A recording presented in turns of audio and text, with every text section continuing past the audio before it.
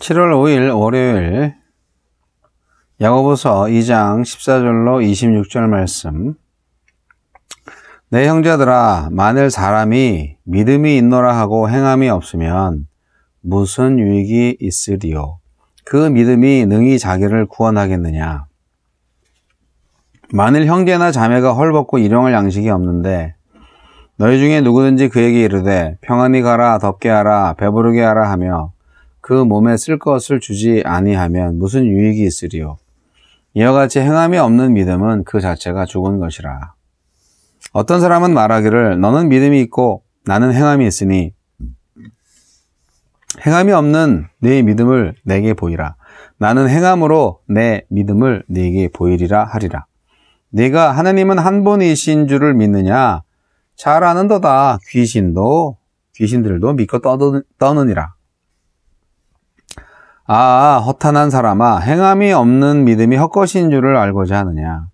우리 조상 아브라함이 그 아들 이삭을 제단에 바칠 때 행함으로 의롭다 하심을 받은 것이 아니냐? 내가 보거니와 믿음이 그의 행함과 함께 일하고 행함으로 믿음이 온전하게 되었느니라. 이에 성경에 이른바 아브라함이 하느님을 믿으니 이것을 의로 여기셨다는 말씀이 이루어졌고 그는 하느님의 벗이라 칭함을 받았나니 이러 보건대 사람이 행함으로 의롭다 하심을 받고 믿음으로만은 아니니라. 또 이와 같이 기생 라합이 사자들을 접대하여 다른 길로 나가게 할 때에 행함으로 의롭다 하심을 받은 것이 아니냐. 영혼 없는 몸이 죽은 것 같이 행함이 없는 믿음은 죽은 것이니라. 행함 있는 믿음을 보이라. 말만 하고 행하지 않으면 아무 유익이 없고 그것은 믿음이 아닙니다. 행함 없는 믿음은 귀신도 갖고 있는 죽은 믿음이며 우리를 구원할 수 없는 헛된 믿음입니다. 우리에게 주시는 교훈은 무엇입니까? 14절로 17절. 믿는다고 고백해도 그것이 실천으로, 행함으로 나타나지 않는다면 자신에게나 타인에게나 아무 유익이 없습니다. 그 믿음은 헛된 믿음이기 때문입니다. 배고프고 헐벗은 사람에게 필요한 것은 음식과 옷이지 공허한 기원이 아닙니다. 말만 하고 실제적인 필요를 외면하는 것이 사랑일 수 없고 심지어 위선이듯이 행함 없는 믿음도 무익한 것뿐만이 아니라 자신과 남을 속일 수 있는 치명적인 위선일 뿐입니다. 팬데믹의 어려움과 막막함 속에서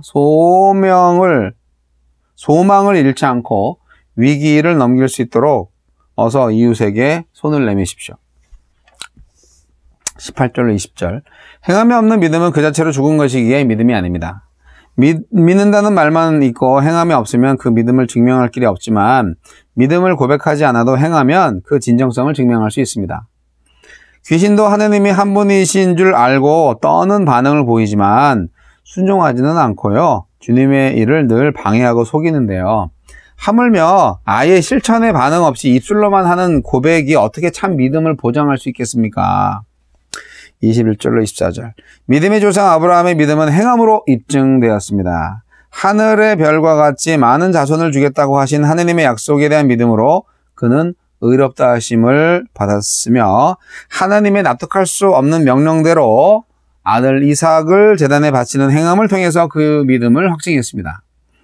그는 이 믿음과 행함으로 하느님의 벗이라 불리었고 언약 백성의 조상이 되었습니다. 이제 우리를 아브라함의 자손으로 하느님 나라의 의로운 언약 백성이 되게 하는 것도 마찬가지입니다. 그것은 공허한 믿음이 아니라 실천을 동반한 행함이 있는 믿음입니다. 25절, 26절. 기생 라합은 진멸의 대상인 가나안 사람이었지만 여호수아가 보낸 정탐꾼의 정체를 알고도 목숨을 걸고 숨겨줌으로 여호와 하나님에 대한 믿음을 입증했습니다. 라합이 의롭다함을 얻고 언약 백성이 된 것은 정탐꾼을 환대한 행함 있는 믿음 덕분입니다. 우리 몸에 숨이 끊어지면 시체에 불과한 것처럼 행함이 없는 믿음은 죽은 믿음일 뿐입니다. 내 믿음에 산 증거는 무엇입니까? 주여, 아는 만큼 살고 믿는 만큼 살며 사랑하는 만큼 살게 하소서.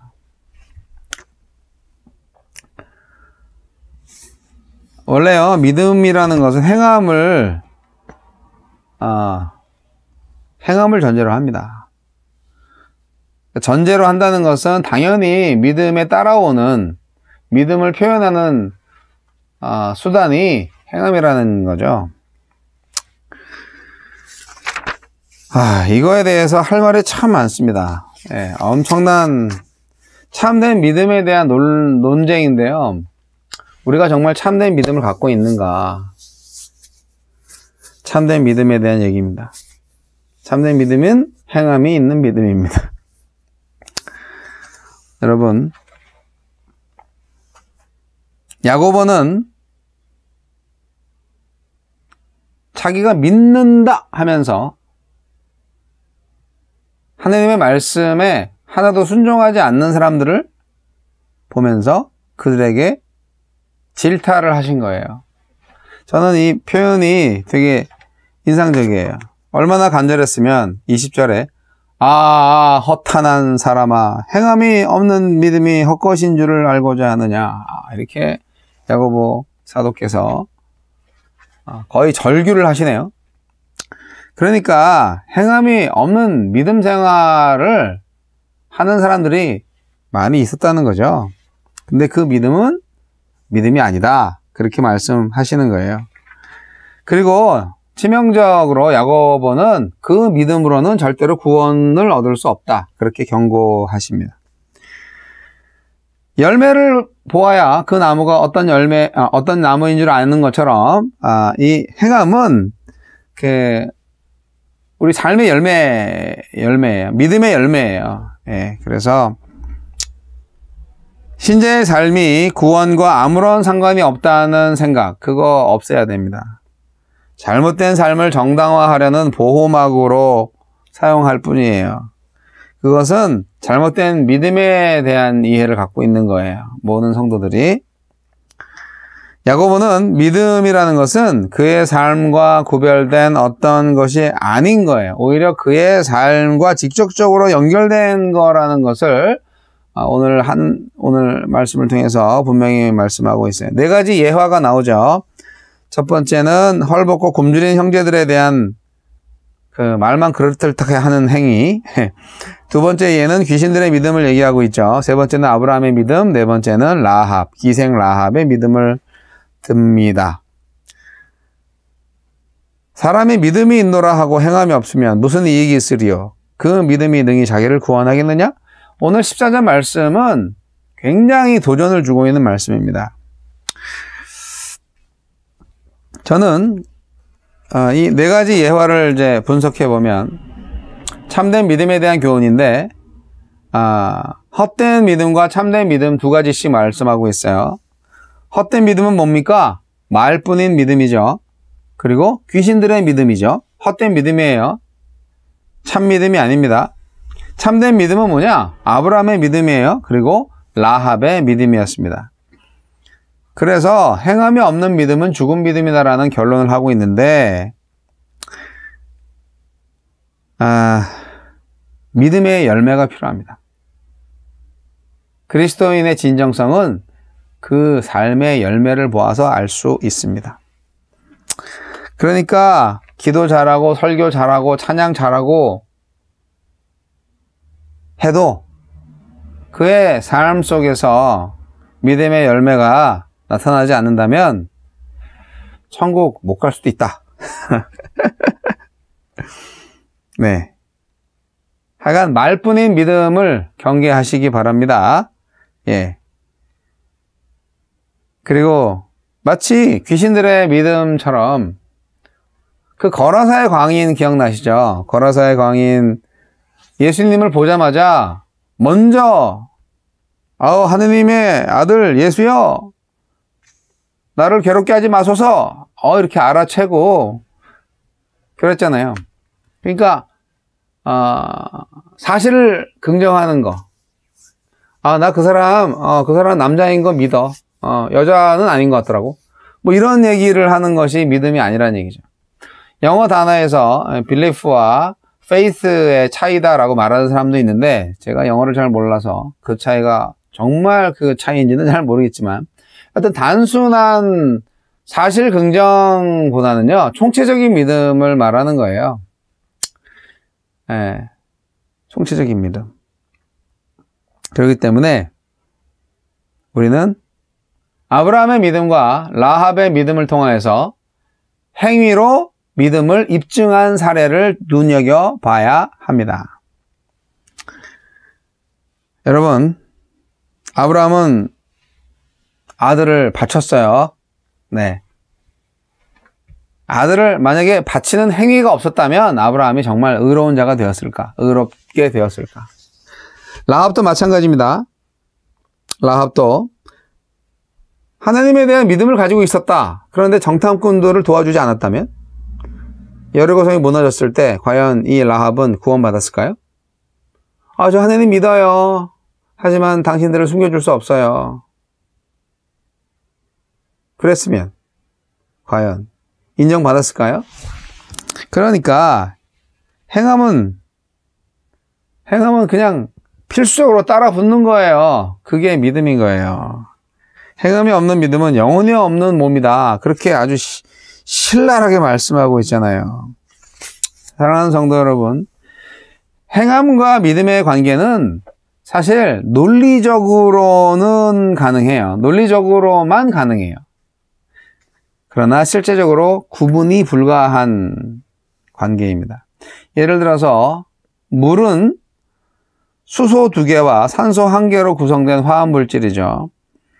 만약 이것을 분리하면 H2와 O로 나뉘어져야 하는데 실제로는 그렇게 나뉘어지지 않습니다. 네, 물을 나눠보세요. 나눠지나. 믿음과 행함의 관계도 마찬가지라는 것입니다. 마태복음 7장 21절로 23절에 보면 불법을 행하는 자들에 대한 예수님의 경고가 나와 있습니다. 나더러 주여 주여 하는 자마다 다 천국에 들어갈 것이 아니요 다만 하늘에 계신 내 아버지의 뜻대로 행하는 자라야 들어가리라.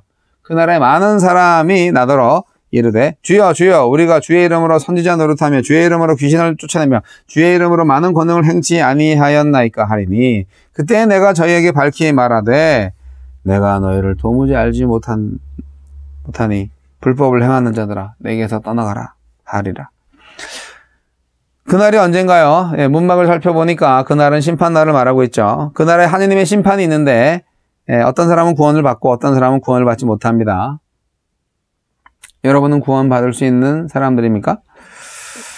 자, 심판의 기준이 뭡니까? 저는 예수님을 믿습니다 라는 그 고백이 심판의 기준이 아니고 그가 하나님 뜻대로 행했느냐 그렇지 않느냐가 바로 심판의 기준이에요. 아시겠어요? 행위에 대로 심판받아요. 우리는요. 그러니까 참된 믿음은 행함과 절대로 구별되지 않습니다. 절대로 구별되지 않습니다. 믿음에는 믿음의 행위가 항상 따라갑니다. 그래서 행함과 믿음은 정말 하나인 것이죠. 입으로 주여 주여 하는 사람들, 지식적인 믿음만 가진 사람들은 결코 하느님의 나라에 갈 수 없습니다. 우리가 어떻게 살아야 되는지 정신 번쩍 나시나요? 네. 참된 믿음은 행함과 구별되지 않으니 여러분 행함이 있는 믿음으로 한번 세상을 놀라게 하느님을 기쁘게 해보십시다.